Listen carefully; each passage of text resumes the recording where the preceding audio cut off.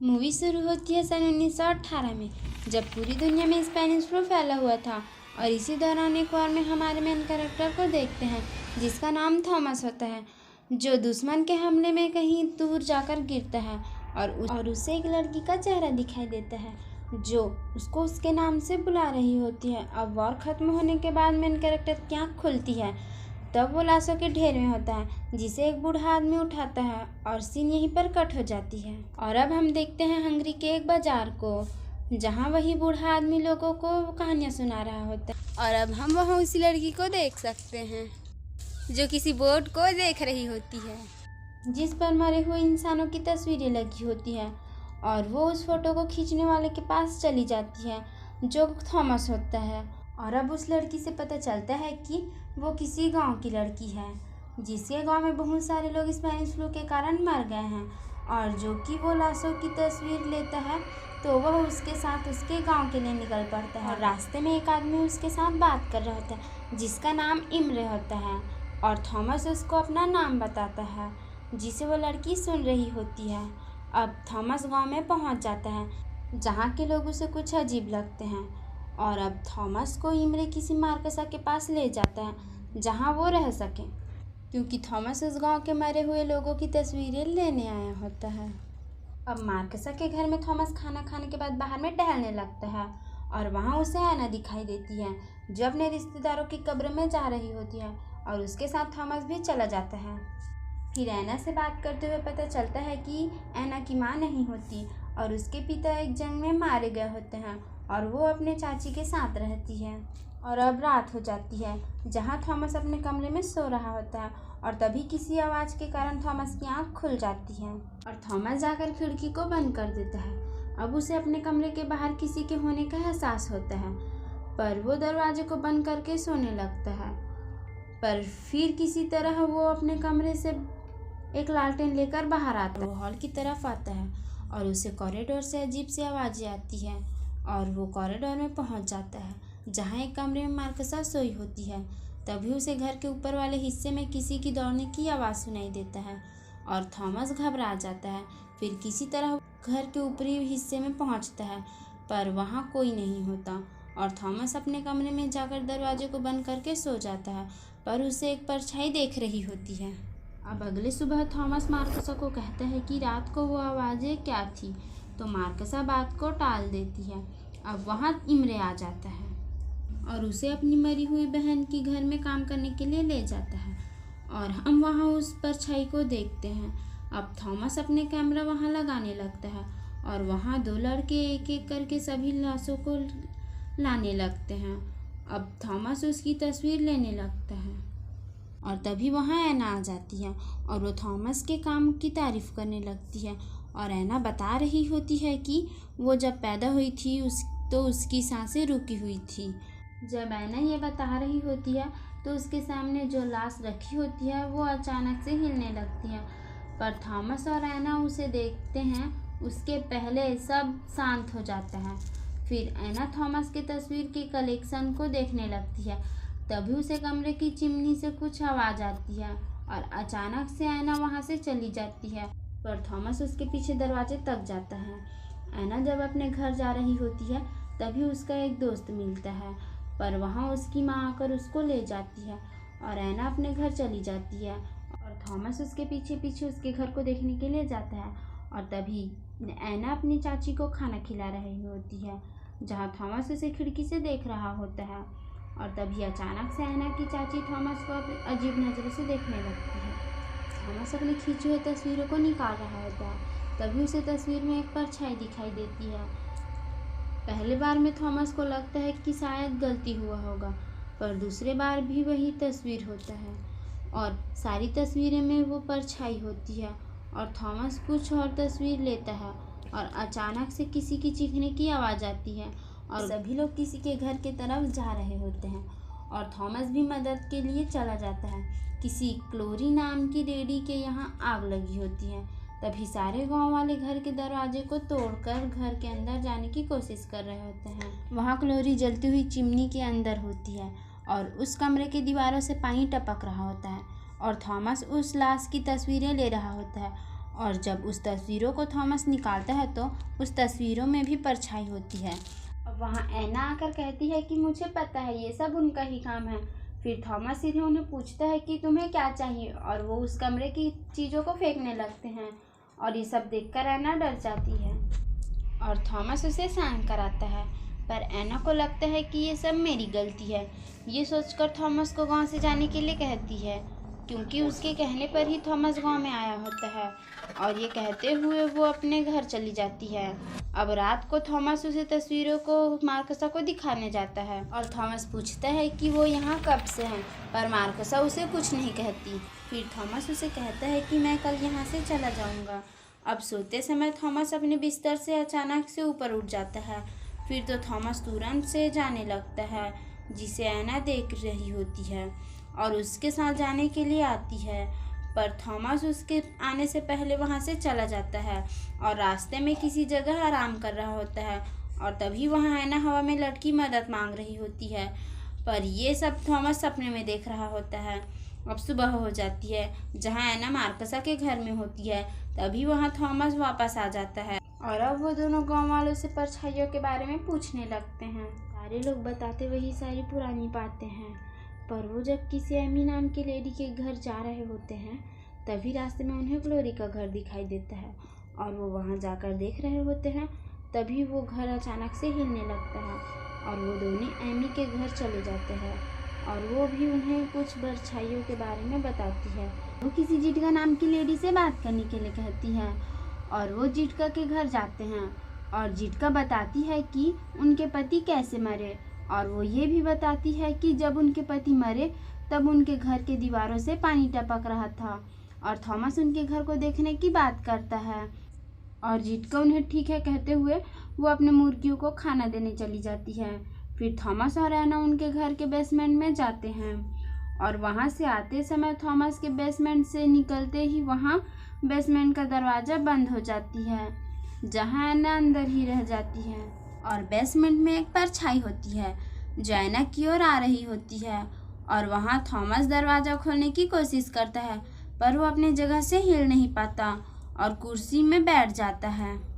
फिर एना और थॉमस जिटका के साथ जो हुआ होता है वो देख सकते हैं। फिर वो डरते हुए उस घर से बाहर आ जाते हैं और वो जिटका से पूछते हैं कि तुम्हारे पति की लाश कहाँ है, और वो बताती है कि गैरेज में रखी है। जब वो दोनों गैरेज में देखते हैं तो वहाँ बहुत सारे लाश होते हैं और थॉमस पूछता है कि ये सब कौन है। फिर एना उस सब के बारे में बताती है जो सब स्पेनिश फ्लू से मरे होते हैं और इन लाशों में एक पृष्ठ भी होता है। जब थॉमस उनकी तस्वीर लेते हुए कहता है कि क्या कोई नया पृष्ठ आया है, तो एना बताती है कि अभी तक तो नहीं। अब थॉमस उन लाशों को एक एक करके देखने लगता है और सभी लाशों में एक कॉमन सी बात होती है कि उनके सीने में बड़े अजीब से निशान होते हैं और थॉमस समझ जाता है कि ये सब स्पेनिश फ्लू से नहीं मरे होते, वो परछाइयों ने मारे होते हैं। और अब थॉमस को लगता है कि वो हमसे बात करना चाहते होंगे, क्योंकि वो उन्हें जिटका के घर में मार सकते थे, पर उन्होंने उन्हें नहीं मारा। और जब थॉमस उन तस्वीरों को निकाल रहा होता है तो वो देखता है कि वो बहुत सारे होते हैं। अब थॉमस उनसे बात करने के लिए वहाँ वापस जाकर उन लाशों के आसपास बहुत से घंटियाँ बांध देता है और इन सब में रात हो जाती है और सारे गांव के मसालों को जला देते हैं ताकि कहीं भी अंधेरा ना रहे। और थॉमस जाकर एक कैमरे को चर्च की खिड़की में भी लगाता है। अब वो उस गैरेज में जाकर एक गाड़ी में बैठकर इंतज़ार करने लगते हैं और वहाँ दूसरी ओर एना की दोस्त का नाम लसी का होता है और वो अपने दोस्त के घर से वापस आ रहा होता है। तभी गांव के सारी मसाल अचानक से बुझ जाते हैं और सब कुछ हिलने लगता है और लाशों में लगी हुई एक घंटी आवाज़ करती है। वहाँ दूसरी ओर एना का दोस्त डरते हुए अपने घर की तरफ जा रहा होता है। उसको वो परछाई डराने लगती है और वो अपने घर की ओर भागता है और उसकी माँ उसको देखने के लिए बाहर आती है, जहाँ वो अजीब तरीके से खड़ा होता है और उसकी माँ उसे आवाज़ देती है। तभी उसे कोई खींचते हुए ले जाता है और एना के घर के दरवाजे में ले जाकर उसे दरवाजे में ढकेल रहा होता है। वहाँ गैरेज में सारी घंटी बजने लगती है और उसके गाड़ी के नीचे कुछ परछाई आ जाती है, जिसे थॉमस देखने के लिए गाड़ी से बाहर उतरता है और एना अचानक से उन लाशों के ऊपर गिर जाती है और थॉमस को कोई खींचने लगता है। वहाँ दूसरी ओर एना के दोस्त लसीका को कहीं और घसीटते हुए ले जाता है, जिसके पीछे उसकी माँ जाती है और सब शांत हो जाता है। मसाले फिर से जलने लगती हैं और थॉमस और एना गैरेज से बाहर आ जाते हैं, जहाँ एना को बाहर रुकाकर थॉमस अपना कैमरा लेने अंदर जाता है, जहाँ सारी लाशें अजीब से खड़े होते हैं और वहाँ एना के पास भी एक परछाई आने लगती है, लेकिन वहाँ अंदर में भी उन लाशों के बीच एना होती है जो थॉमस के तरफ आती है, पर वहीं एना आ जाती है और वो गायब हो जाती है। पर एना उनसे बात करने की कोशिश करती है, पर कुछ नहीं होता और अब सुबह हो जाती है, जहाँ थॉमस और एना उन रिकॉर्ड किए हुए आवाज़ों को सुन रहे होते हैं। तभी थॉमस तस्वीरें निकालने चले जाते हैं और एना उन आवाज़ों को सुन रही होती है। तभी थॉमस को अपने तस्वीरों में कुछ दिखाई देता है और वहाँ एना को भी आवाज़ों को सुनने का तरीका मिल जाता है। अब थॉमस उन आवाज़ों को सुन रहा होता है, जहाँ कोई उसे कब्र में ले जाने की बात कर रहा होता है और दरवाजे पर दस्तक होती है, जहाँ गांव वाले पूछ रहे होते हैं कि क्या कुछ पता चला, और एना उन्हें तस्वीरों लेने के बारे में और आवाज़ रिकॉर्ड करने के बारे में बताती है और उनसे बात करने की कोशिश करने के बारे में भी उन्हें बताती है। अब थॉमस और एना उन तस्वीरों के इशारे को देखते हुए एना के घर पहुंचते हैं, जहां उसकी चाची घर के बाहर व्हील चेयर में बैठी होती है। जब दरवाजे पर खरोंचने की निशानों को थॉमस देखता है तो वो उन तस्वीरों के दूसरे हिस्से में चला जाता है, जो एना के दोस्त लसीका के घर जाता है। अब थॉमस उसके घर के अंदर जाता है और उनका पूरा परिवार मरा हुआ मिलता है। अब वहाँ पूरा गांव वाले आ जाते हैं और अचानक से इमरे को कोई खींचने लगता है और उसे खींचकर एना के घर में ले जाता है, जहाँ उसे घर के ऊपरी हिस्से में ले जाने की कोशिश करता है और एक डार्क डायमेंशन खींच लेता है। फिर गांव के सारे लोग डर के इधर उधर भागने लगते हैं और सारी चीज़ें हिलने लगती है। अब सारे लोग मिलकर प्रार्थना करने लगते हैं और गांव में तबाही होने लगती है और सारे गांव वाले डर जाते हैं और जो प्रार्थना कर रहा होता है वो भी मर जाता है। और वहाँ एना की चाची जो चल नहीं सकती, उनका व्हील चेयर अपने आप ही चलने लगता है और वो थॉमस के ऊपर आ गिरती हैं और कहती हैं कि मुझे कब्र के पास ले चलो, और बेहोश हो जाती हैं। फिर उसे उठाकर उसके व्हील चेयर में बिठाते हैं और वहाँ एना का दोस्त जो मरा हुआ है वो चलने लगता है और वहाँ से कहीं जा रहा होता है और सारे गांव वाले चर्च में जाकर छिप जाते हैं और अचानक हर तरफ अंधेरा छा जाता है और वो दरवाजे को बंद कर देते हैं, पर उन सब में एना ही नहीं होती और थॉमस उसे ढूंढने बाहर आ जाता है। अब थॉमस को एना गैरेज में मिलती है, जो हवा में लटक रही होती है। अब थॉमस को ढूंढने के लिए मार्कसा और 2 लड़के भी आते हैं। मार्कसा एना के घर जाती है और उसके बाद वो गैरेज जाती है, जहाँ वो बताती है कि एना की चाची घर में मर रही है। पर तभी हवा में लटकती एना को खींचते हुए वो परछाई उसे एना के घर में ही लाते हैं। फिर थॉमस उन लड़कों से कहता है कि सभी लाशों को यहाँ लाओ और फिर सारे गांव वाले उनकी मदद करते हैं और कुछ लाशों के वहाँ आते ही उनका पूरा घर ज़मीन में दबने लगता है, जहाँ थॉमस और एना होते हैं। अब सारी लाशें हिलने लगती हैं और उनका पूरा घर ज़मीन के अंदर जाने लगता है, जहाँ थॉमस किसी तरह एना को बाहर निकालता है पर खुद अंदर रह जाता है। तभी एक आदमी उस घर में आग लगा देता है और वहाँ अंदर में दीवारों से पानी निकलने लगता है और देखते ही देखते सारे घर में पानी भरने लगता है और बाहर लाशों में भी आग लग जाती है और वो उठ के आसपास के घरों में आग को फैलाने लगते हैं। दूसरी तरफ कमरे में पूरा पानी भरने लगता है, जिसमें थॉमस डूब जाता है। अब वो उन लाशों के बीच तैर रहा होता है, जहाँ एना की चाची थॉमस को डुबाने की कोशिश करती है और अचानक से वो मर जाती है। अब थॉमस का दम घुटने लगता है और अब उसकी आत्मा एक अजीब से घर में रहती है, जहाँ गांव के वही लोग वहाँ बैठे होते हैं। वहाँ दूसरी ओर मार्कसा उस घर में जाने की कोशिश कर रही होती है। यहाँ थॉमस उस घर में घूम रहा होता है, जिसे वो परछाई देख रही होती है।